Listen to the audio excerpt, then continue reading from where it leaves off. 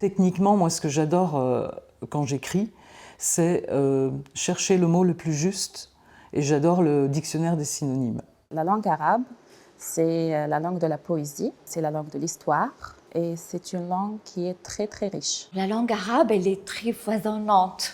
Il y a 100 000 mots pour décrire un truc.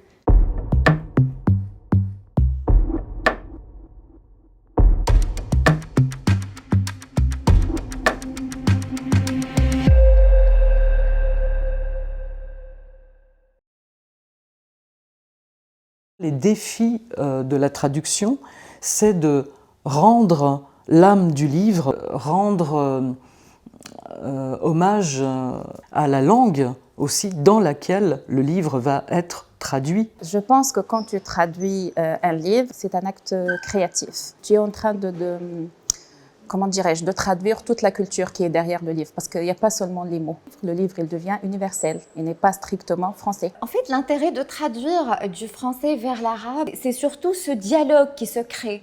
Donc, comme pour Abîme, par exemple, il y a un lectorat qui n'a jamais vu ou même peut-être entendu parler des Pyrénées et il va les connaître ou connaître une partie de ces montagnes intimement. Ça nous rapproche en quelque sorte. Donc voilà, on en a vraiment besoin.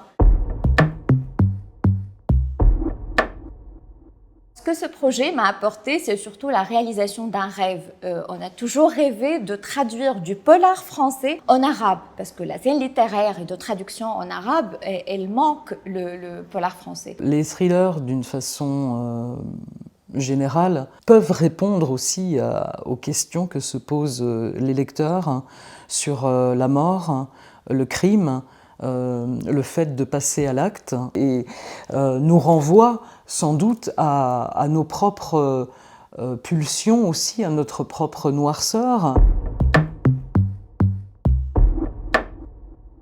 Je pense que le projet Livre de deux rives est très intéressant parce que ça permet un dialogue culturel.